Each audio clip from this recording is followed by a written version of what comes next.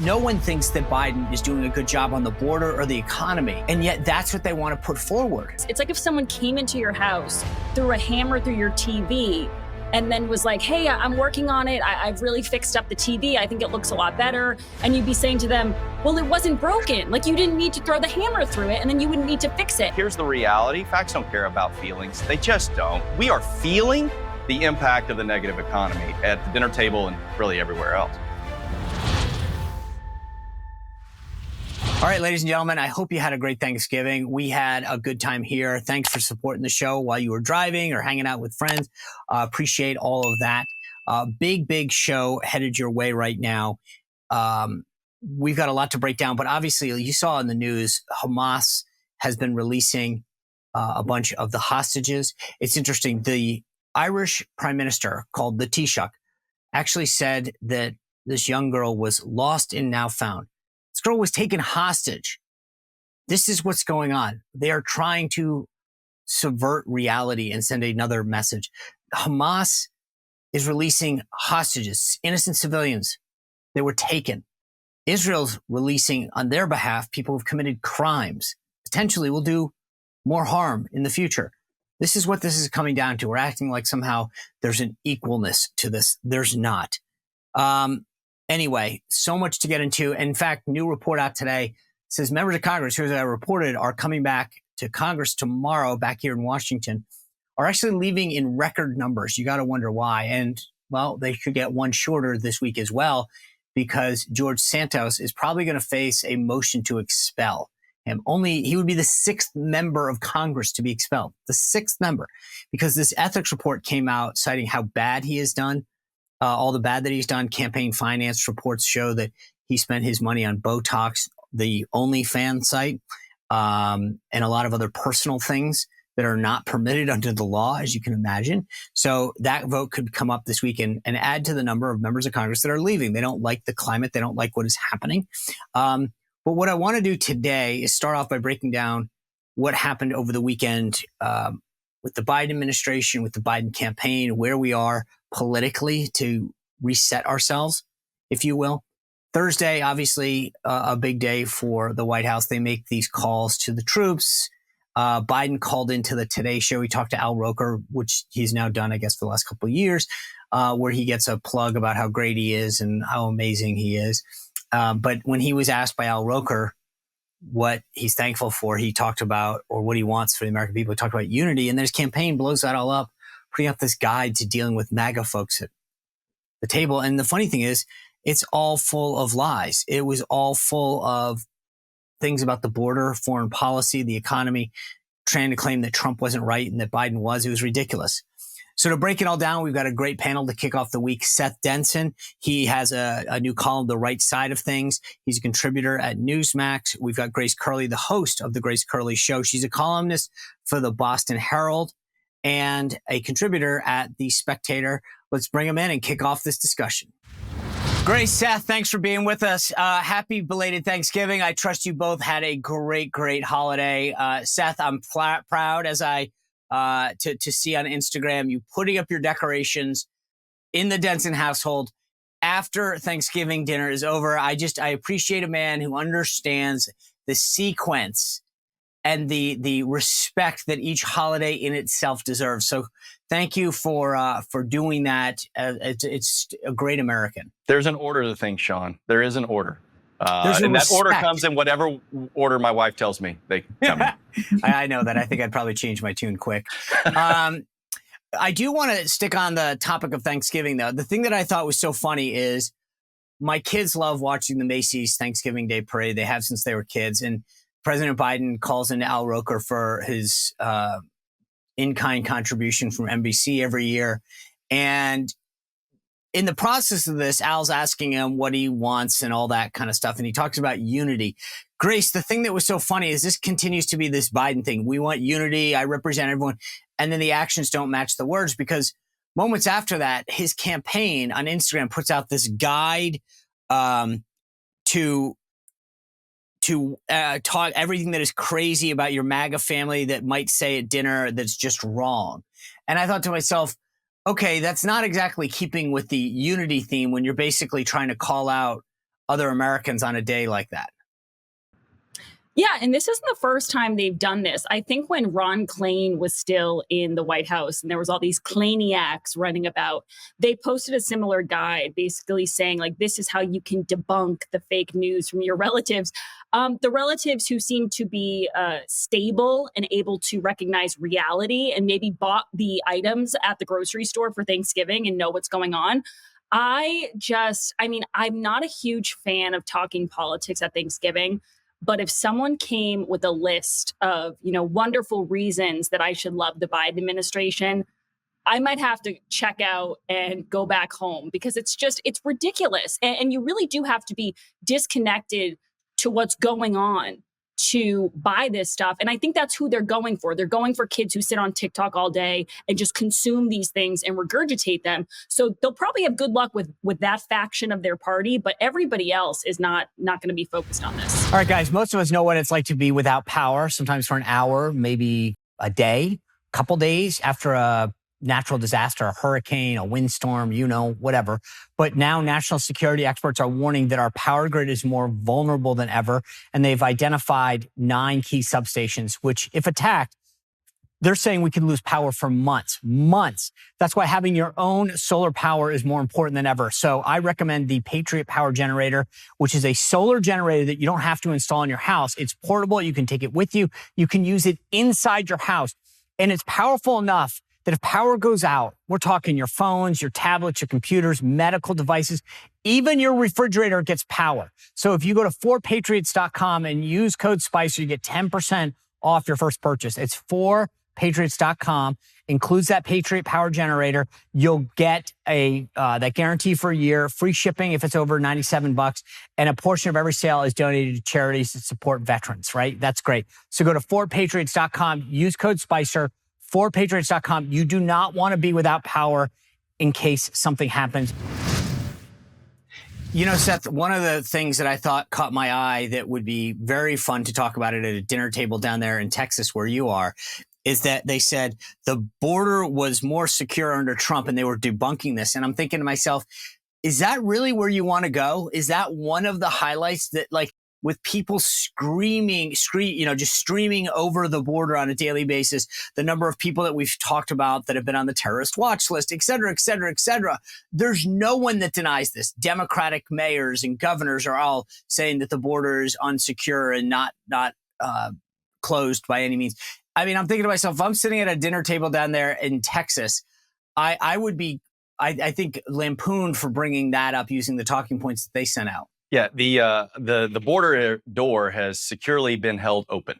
And I think that is something that we've dealt with border issues in Texas my entire life. I got asked this recently about what is my take on the border. Listen, border has been part of every conversation we've ever had. I mean, from the time I was little, it's an essential component of our everyday life. But nonetheless, sitting here and hearing these talking points around this secure border, it's laughable. And anybody that can walk down the street, not only in Texas, by the way, New York, right, we'll see that it's just not true. At some point, if we keep being told it's sunny outside, but there's pouring rain, we got to wake up and look outside and say, yes, we're not being told the truth. Grace, the thing that I thought was interesting, and I'm going to go through a couple more of them, but the border one, I thought to myself, like I said, you have Democratic governors and mayors like Eric Adams saying that the border is not secure, that their liberal cities, their blue cities are being overrun, that they can't handle the crisis there. And yet this is the one talking point that they think is smart to go to a Thanksgiving dinner and fight about, that the border's secure. I mean, even the liberals haven't agreed with them on that. Yeah, and after seeing the response that Eric Adams is getting and the raids and the investigations, not saying it has anything to do with the fact that he's been pretty outspoken about the border, I don't think you're going to see a lot of other Democrat mayors coming forward and challenging the Biden administration. But something I was just thinking of when we're talking about this list, I am fine if I'm with people at a social event not talking politics. It's really, It's not the most interesting part of my life. However, if one of my cousins or someone showed up with this list, then it's kind of like, and I wonder if Seth would agree, then it's kind of like, okay, now I'll meet you at the table. Like, you want to talk about it? You want to have your list? Let's go through the facts, because then it's no holds bar. Then it's open for everybody to talk. I agree. I was like, I I actually want a Thanksgiving where it's free from this. I get a lot of relatives that think that somehow that because I'm there, that I'm going to answer all the questions that they had burning about politics and Trump and whatever. But Seth, you're, well-versed in the economy. This is one of their things. The economy was better during Trump. This is one of the things that they're debunking. And it says wrong. Trump had the worst jobs record of any president since the Depression. Well, number one, that's because of COVID. And it's similarly the recovery right now. It's not like Biden's actually creating, their jobs are coming back, but inflation was lower. Unemployment was lower.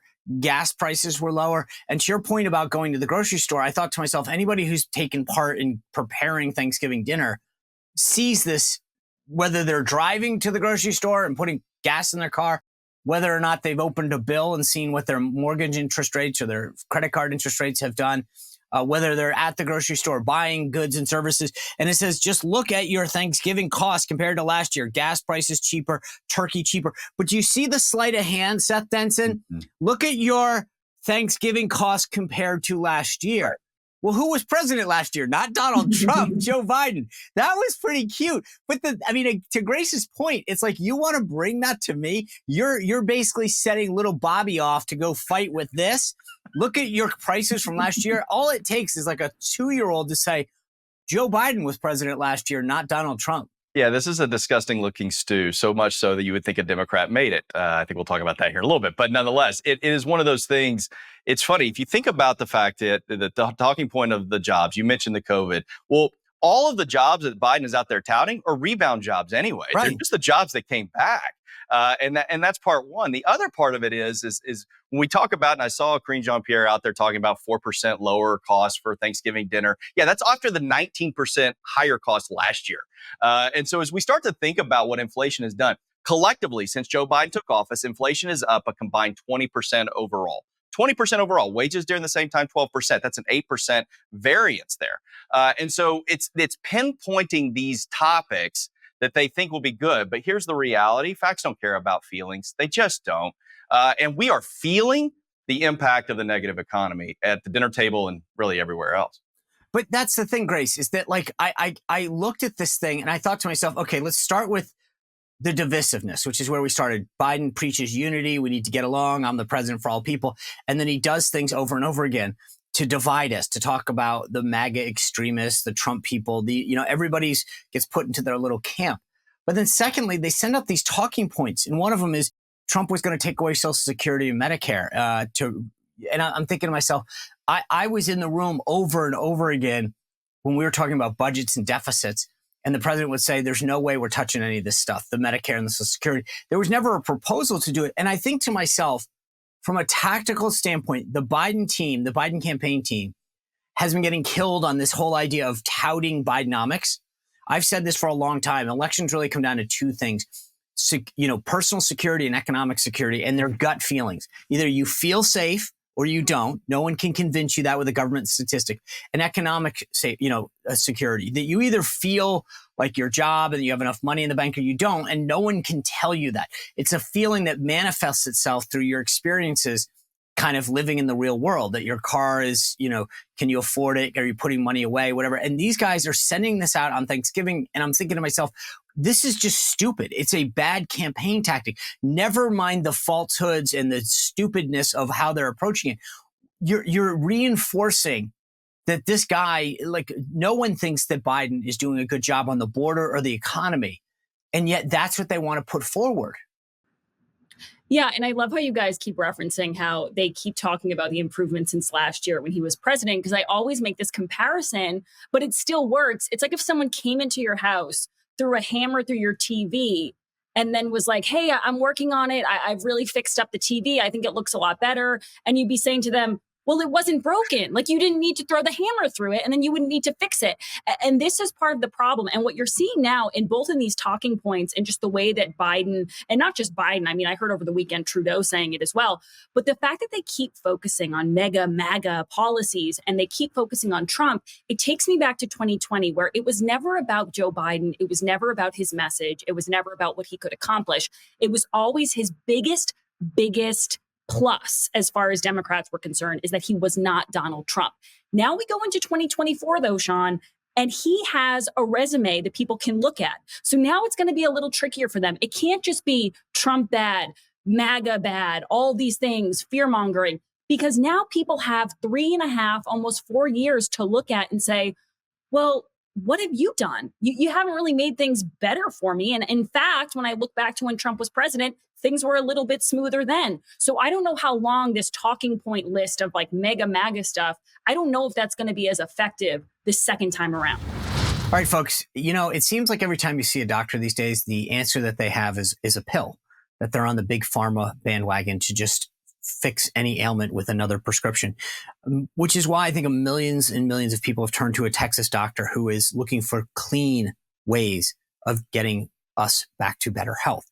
In fact, we've all heard probably about collagen and all of the medical and health benefits of collagen. And we know that it's been scientifically proven to increase bone and muscle strength, soothe joint pain, minimize wrinkles and cellulite. So, people see that. But the thing is, like all products, not all collagen is created equal. And a recent study found that, check this out, 64% of collagen protein powders have tested positive for arsenic and lead. That's why everyone interested in using collagen should see these warnings and find a clean and safe, effective product, which is why this doctor in Texas created Native Path. Now, he has created a collagen that is actually clean. It actually does what it's supposed to do. And he's not just done one, but they've got two. They've got another one for the evening that helps you sleep, plus a variety of other health-related clean products. This one is magnesium. We've all heard the benefits of magnesium. The key is to be buying your products in a native way, in a way that is clean and healthy, that actually delivers the results that you think you were.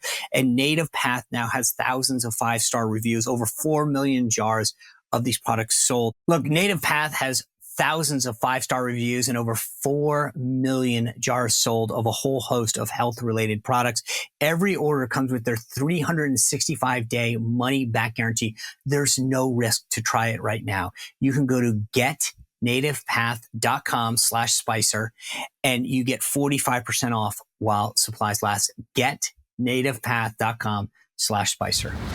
Yeah, and the thing that was funny, speaking of imagery and whatever, is you got all these Democrats putting out the images, Pete Buttigieg and others, about what they made for Thanksgiving and Tim Kaine. And I'm thinking to myself, this isn't, again, why do you think sharing something that looks kind of gross is a good idea? And I look at this, Seth, and I'm like, I don't understand who's advising these people to put things out that reinforce everything that's negative. Democrats from the cities that they run are a disaster. Their policies are a disaster. And yet then they're posting stuff that immediately becomes a meme because it reinforces everything that people already think about them. Right. Well, listen, you have a transportation secretary whose nickname was Pothole Pete. He literally couldn't get transportation right in his own town. And so we make him transportation secretary of the country. And I think that just kind of goes back to this misguided idea that let's humanize these politicians. I think that's been the playbook for them as, hey, we're just like you. We just care about America. We want everybody to be, harmonious. And look, we can screw up Thanksgiving dinner too. And all it did for me was remind me, you screw up the economy, you screw up security, you screwed up the border, and now you screwed up dinner. Glad I'm not there eating that. It looks like it was the after effect of dinner. Was the pre-picture. But nonetheless, it is one of those things that you sit there and go, I don't know who's advising them from an optics perspective. I will say this to Grace's point, though. One thing that I am very cautious of, though, I agree, and I think we all three agree, that staying on topic is key. Republicans need to stay on topic, too. And they just need to keep hammering on the economy and security. That's it. That is the litmus. That is what I am going to be thinking out when I go in. But instead, we get kind of tossed into these sometimes various topics, too, and go down these rabbit holes as well, which we don't need to do. I agree. But the thing that's funny, staying on the topic of optics for a second, Grace Carly, I'm looking around and I'm like, Biden's walking around Nantucket, trying to be a man of the people, going out on Small Business Saturday, buying a book. And Nantucket, of course, was this home that preached welcomeness to all of the illegal migrants until they showed up and said that they couldn't handle them. But they have no problem handling the barrage of people that travel with the White House and the press corps and everyone else. It's just, again, it reinforced this idea that you're running around Nantucket as if you're a man of the people, talking about the economy, putting out posts, and people are going, I'm trying to figure out how to put gas in my car, pay for the tolls, pay for Thanksgiving dinner, buy gifts, etc. Yeah, there's a few things with the optics situation. Number one is I read last week that the Biden administration is starting to utilize I think it's Operation Bubble Wrap, where they really don't want Joe to fall down. And I say this with complete seriousness. Nantucket is not the place to be if you don't want someone to fall down. There's cobblestone streets. He's walking around. This is a risky spot to be, especially with someone like Joe Biden. You know what? I didn't even think about that. That's a really good point. I mean, they won't let him get up the big stairs anymore. And yet, you're right. That's probably not the safest streets to be walking around. I've taken a digger. I'm 31 years old. I've taken a digger in Nantucket before. The second thing I'll say is optics-wise, and Seth is 100% right. It's like they're trying to humanize everybody, and they do this every election cycle. And this was a real strength of Donald Trump that my dad brought up to me over the weekend. When Trump would go to these state fairs and stuff, and Sean, you know this, he wouldn't like put on the flannel shirt and take the chicken thigh and pretend to be like, oh, I'm a man of the people. He was Trump. He was like, I'm still wearing my suit. I'm still wearing my tie. I'm a billionaire real estate tycoon. I'm not going to pretend to be your average Joe because I'm here for the weekend. But they do this every single time. Now, social media wise, I have no idea what they're doing. Last week, they put up a photo of Joe Biden's birthday cake. It looked like it was on fire. It looked like it was the opening to hell. It was just all of these flames going. Who is in charge of this? Who thinks this stuff is a good idea? You don't need to put everything on Twitter. This was a good message for everybody. You don't need to put everything on Instagram, everything on social media. Just focus on trying not to burn the country down. Leave the birthday cake pics for somebody else. Actually, it wasn't the pic though. And Seth, I think it wasn't just the pic, and it was funny. I mean, everybody laughed at it. It said "house on fire," da, da, da. But he joked about being 146 years old. And again, this gets back to, hey, what are you dum-dums doing? You're reinforcing every negative stereotype, concern, issue, meme that is against you. And instead of proving like, hey, I mean, if I were him, maybe he'd get out there and be like, hey, I played tennis this morning and showed that you were spry. I don't think he can, but you get my point, is that show something that counters the narrative as opposed to, ha, ha, ha, I'm really old. The house is on fire. Well, first of all, I do think now that Grace has said that and I hadn't thought about this, I bet Pete's pie was that cake post those candles, burning it up and getting all messed up. But no, here's the thing. You gotta lean into what your strengths really are. Right. So if it's Joe Biden, just eat the ice cream, sit in the chair, hang out. But really focus on maybe, I don't know, the ceasefire and getting hostages back, or do something that people are going to go, okay, that was something we can be thankful for this season. So that's, you're putting your finger on it. So Joe Biden keeps saying, I'm the guy, I'm not old, I'm experienced, right? Right. So show him working the phones. I spent Thanksgiving calling Netanyahu and other people in the Knesset or whatever. But like, look like you're the guy who has experience and connections as opposed to, ha, ha, ha, I'm on fire. Right. I mean, Biden's strength in the election was hiding in the basement. That was his election strategy, was hiding in the basement. And it was less about Joe. I mean, they were out there talking about he was a unifier. He's been in Senate for so many years, and he and Abe Lincoln worked together, and all the other things that they did. But I don't know. The funny thing is that this morning, and I think it was this morning, but I was up late last night, so who knows? The word of the year, or whatever this is authentic. And this goes to what Seth is talking about, Grace Curley, which is that like they're trying to create a narrative that isn't who he is. It's not real. They're trying to make him this man of the people, this guy that's like, as opposed to just to like I said, I think that if he had shown him doing something that fits in his narrative and says to people, yeah, he's old, but he's experienced, that would make sense. But there's a reason authentic is the word. It's because people want genuineness. They want authenticness, and they're not getting it from Joe Biden. Yeah, and I think that happens in politics for pretty much everybody. You're never really going to get anyone's authentic self. Everyone has an agenda they're trying to push. But to your point, Joe Biden has gotten away with kind of the biggest scam going as far as telling the American people, and the media obviously are the ones backing him up, that he is this kind grandfather who just cares, and he's the empathizer in chief. And we've heard all of this. And the truth is that anybody who spent more than 5 minutes watching Joe Biden, listening to his interviews, reading about his history, that what he is he's a jerk. He's a jerk. He has a wicked temper. He has a glass jaw. He's not a nice person. And you know what? You could lean into that too.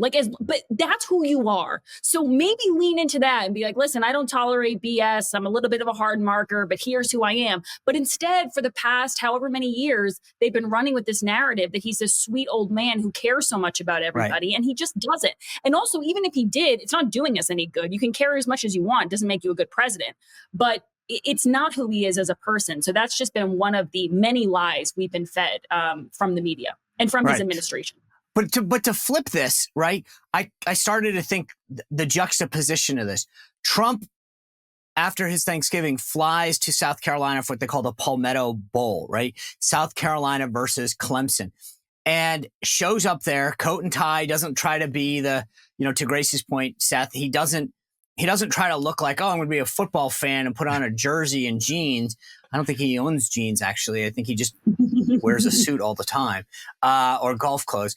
And he looks like, the president. And he shows up there and does something that is very Trump. And I thought that's why he's who he is and Biden is who he is.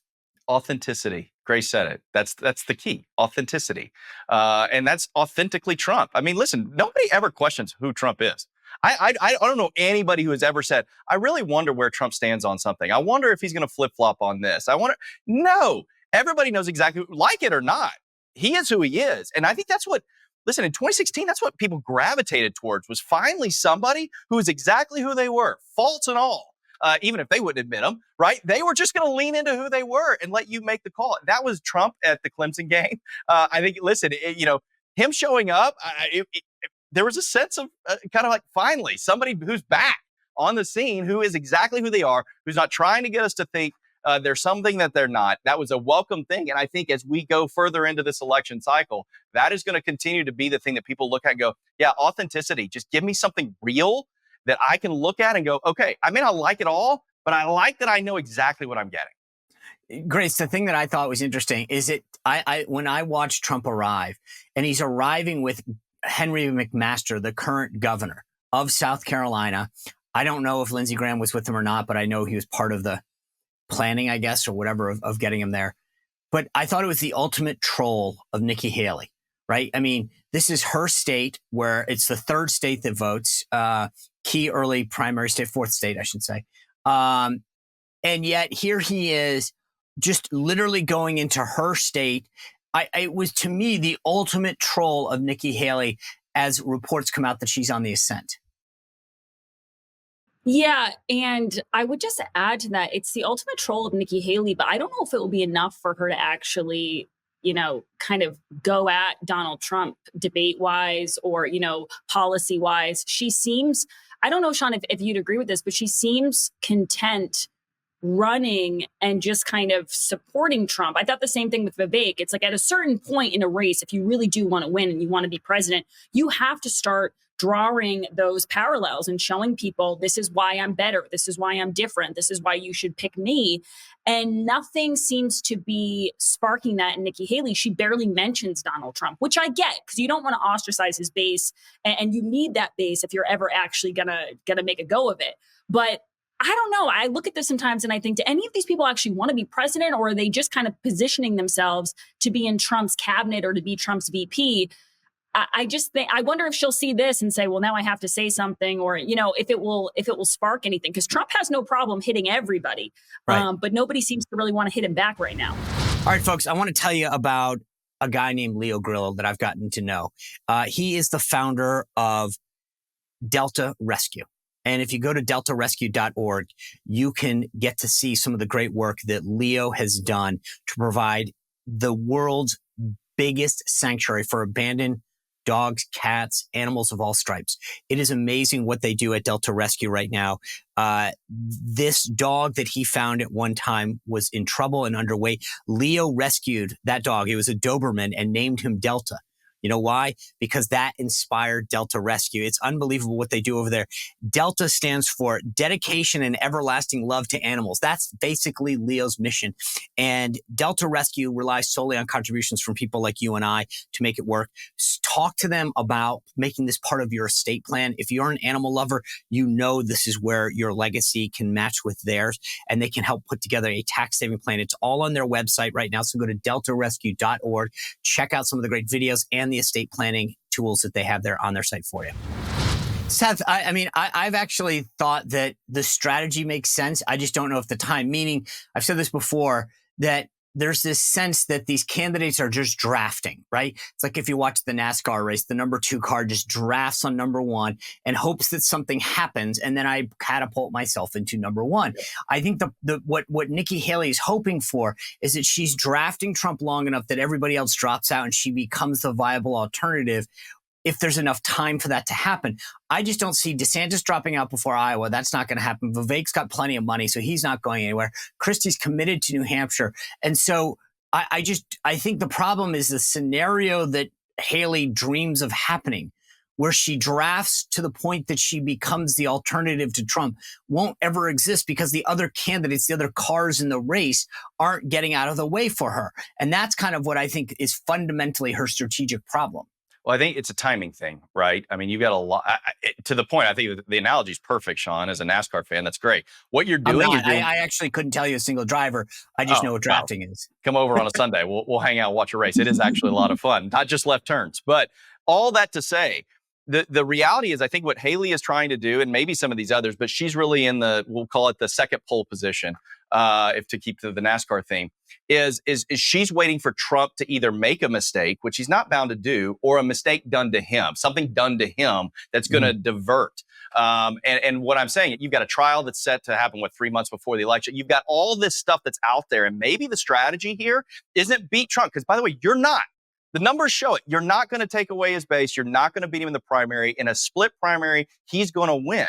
But all the polling is showing that in a national election, you could do well against Biden. So maybe it's just stay in that 2 spot. Hang tight. Don't alienate the base. And if something is to happen, if some way the Democrats get their way and keep Trump from being on the ballot or something happening, then you're right there to take the lead. So, Grace, I want to play a quick clip from this week on ABC yesterday. Jonathan Karl basically showing where the media is right now on Nikki Haley. Let me show you some headlines we saw this week about Nikki Haley. You can see it's almost like there was one assignment editor at all the major newspapers. You know, Nikki Haley consolidating the Never Trump vote. Could Haley really beat Trump? Donors are daring to dream. Wall Street eyes Nikki Haley as a Trump spoiler. There you have it. I mean, he's reading the headlines, each one of them saying Nikki Haley's the person that everybody's piling onto. And he admits it. He says it's almost like there's a shared editor at each of these places. I think that just shows where the media is, right? Which is they're like a lot of these never Trumpers. They're trying to coalesce around the alternative. And I think he's right. He's kind of saying the quiet part out loud, as we say sometimes, admitting that the media is now trying to figure out how do we help do our job to propel Nikki Haley into the number 2 slot. Yeah. And one thing I've thought about recently, because I always felt like a huge hypocrite when it comes to polls, because sometimes when I like polls, Sean, I'll be like, look at this poll. This shows this. We're doing well. And then when I don't like polls, I say, well, they're always wrong anyway. So who cares? And so I was thinking about this and I realized it's not even so much the polls that I care about. It's oftentimes this reaction. It's seeing how the media takes the poll and what it tells them, and then how they react. So what talking points go out after certain polls and where they see that there's a possibility to make moves. And so in this case, I think that's what you're seeing. And it's, they keep trying to make certain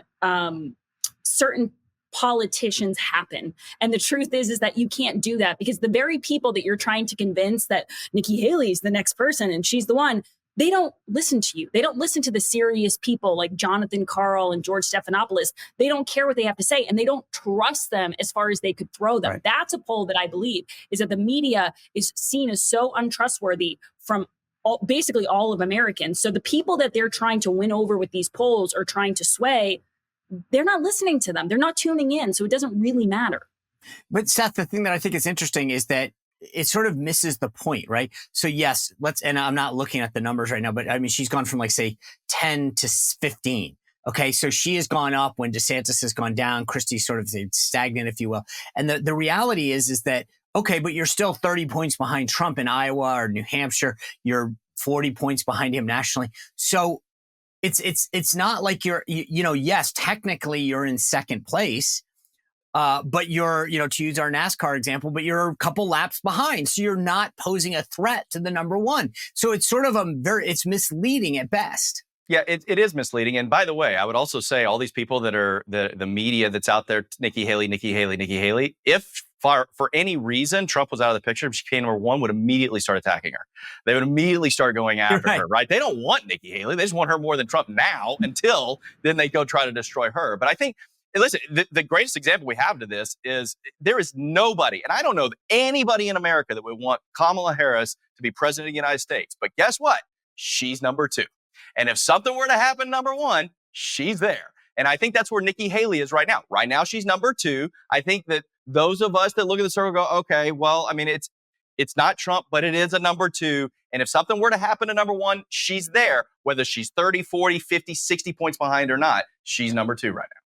Yeah, but since we're having this conversation, I just want to be clear with both of you, because there was a New York Times story out over the weekend about potential VPs, and they put Nikki Haley in the top tier. And I'll tell you this, from my conversations in Trump world to my conversations in Haley world, she doesn't want to be his VP. He doesn't want her. I don't know why people think that that's a realistic thing. I mean, do you guys disagree with that at all, Grace Curley? See, I can't imagine that Nikki Haley wouldn't take it. Like, I just, really? From everything I've seen of her, I think she really wants, and I don't mean this as an insult, I think she really wants power. And as much as being VP, you might say, it's not as much power as you want. She quit when she was UN ambassador. You think that she wants to do this after being called bird brain and like posting photos of like whatever's left in front of her hotel room? I mean, suddenly she's like, I keep saying this, she's seen the Mike Pence movie. Do you really think she didn't want to stay as UN ambassador, and you think she wants to be VP? Here's what I'll say, Sean. I don't know. I can't get into Nikki Haley's head. I can't figure out what she wants. What I will say about Trump is, I don't think that's as crazy of an idea that Trump would take her on as VP. And here's why. And Sean, you know this. Trump can hate somebody. He can talk so much smack, bird brain, this, that, whatever.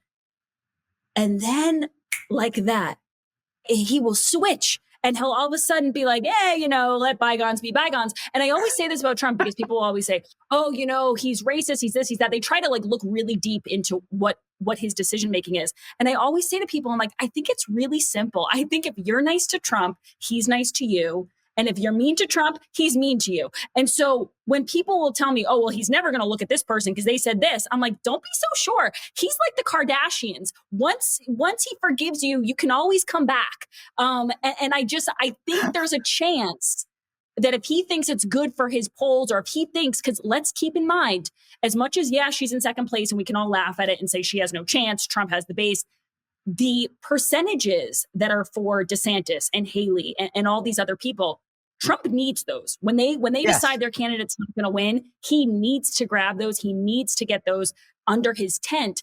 And so if she's the way he's going to do that, I don't think he would count it out. Okay, so Seth, I agree with most of what Grace said. I think that he's transactional. You're nice to him, he's nice to you. That's the easiest thing in the world. You saw that during COVID with Gavin Newsom and others. They'd praise him for his job that he was doing on recovery. Andrew Cuomo in New York, he would take care of them. He gets it. He's very transactional that way. I just don't think, like, Nikki Haley has said too much. So it's a concentric circle. He has to want you. You have to want him. I don't see either side of this. Neither side. She doesn't want to go through with this. She doesn't want to have to stand there and defend tweets and True Social posts and comments and the policies. She bailed on being UN secretary, right? So that's it. And on his end, he thinks that she betrayed him by running against him. He thinks that she was bad. Some of the comments that she made after she left the administration. He thinks that she's been bad on some of the comments about him. And I agree that he can forgive a lot. There's a difference between forgiveness and bringing you back into the fold. We've seen this over and over again, and making you your vice president in a second term in which you would be the heir apparent to the Trump legacy. I can't, that's a bridge I just can't get over. Yeah, and you know him better than anybody, Sean. So maybe that's right. But I do know this. Going back to the wait, hold on. But just tell me, do you think Grace made a compelling argument? Do you think that what she said holds true, or that, because I can't fathom it. I get it on a lot of people for a lot of things. Not Nikki Haley, not for VP though. I see a road. I see a road to it. Absolutely. I mean, listen, I see a road. Listen, I would have never thought that Ted Cruz and ARM would lock arm in arm. Lindsey Graham, who was out there running against him, saying everything. But that's the point. That see, here's what I'm getting at. They have aligned themselves to say, hey, if I want to get things done, and this is Grace's point, which I agree with, I want to get things done. I need to say nice things about him. He's therefore going to do nice things for me. I get that. He didn't make Ted Cruz his VP. He didn't make Lindsey Graham his VP. I think that that's why I'm saying that's a bridge too far. Everything that Grace said, her analysis is spot on as far as, you want to be my friend, I'll be your friend. You say nice things, I'll do nice things. I got that. You not think, though, Sean, that the ultimate power grab is to say, yeah, you said all those things, you're now my number two. Like, I am still number one, and now you're in my fold, and you're going to go out there and say nice things about me. But and that's now my point, though, is that Nikki Haley knows that, and she doesn't want that. That's why I keep saying it's a two-sided coin. But where does she go from here? That's the problem. Like, she wants to say, listen, Nikki Haley wants to be the first female president of the United States. Yes. She absolutely does. If for some reason she doesn't win, where does she go to stay relevant? So Tim Scott, so here's my thing. Again, this is obviously a lot of bank shots off of the table here. But I think Tim Scott wants to run for governor. He steps down, she runs for that seat. She goes in, she runs, she keeps herself active, and then runs in 2028. I mean, look, I get it. That's not perfect. And I don't disagree with you. She wants to be the first female president. No question about it. But I don't think being Trump's vice president gets you there. That's my point. And that's a fair point. The key, though, would be to stay relevant. And that's what she's going to have to do. I agree with that. And if she feels like that's a better path than being a senator from South Carolina, I think she takes it. I think her aspirations are to be there. And if she thinks that's the better route to get there, then absolutely, I think there's a path where she would take it. Is it the probable path? Probably not, but it is a path. Okay, so Grace, you think that she would take it if offered it? Yeah, I do. Okay. I think people, especially these politicians, I think they just want in. They want to be at the White House. They want to be, so I think she would. I will say this, though, Sean. I will say this. Her in the number two slot going into the general is much better than someone like a Carrie Lake, someone who is just a party aligned. The Democrats, the media are going to have a field day with that. They're going to stay on that MAGA component. At least Nikki Haley does bring that international experience and everything we've got going on internationally. I think she would be a better pick if I was making a political recommendation. Oh, listen, to the president. I get that. She's a minority. She's been a governor. She checks the box day one. Are you ready? But I just don't see the personality clash resolving itself. And I agree with, I think as much you can like Carrie Lake all you want, but I think with Trump and Biden both having an age issue that's in the back of people's mind, having a VP that has never held office, and I'm not saying that you have to be held office, that doesn't make you the be all and end all, but she hasn't been the CEO of something. She was a TV newscaster. And I think going into the dangerous world that we live in, you don't want a vice president who you can't point to. I mean, frankly, that's the problem that Biden has with Harris. She didn't offer anything. She's not ready day one. And I don't think Trump wants to create another problem. He wants somebody that he can say they were a governor, they were a senator, and they're ready day one. Grace Curley, Seth Denson, who I respect for his light protocol, among many other things. Thank you both for being here with us. This has been a fun and enjoyable conversation to start the post Thanksgiving week off. Congress comes back into session tomorrow. We've got a lot to break down.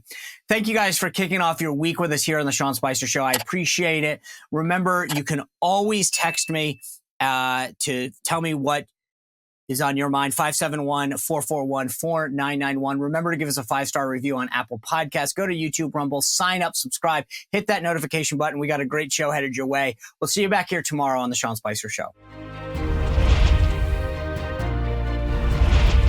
Well, if you enjoyed this content, make sure to like this video, subscribe, and click the notification bell to get more.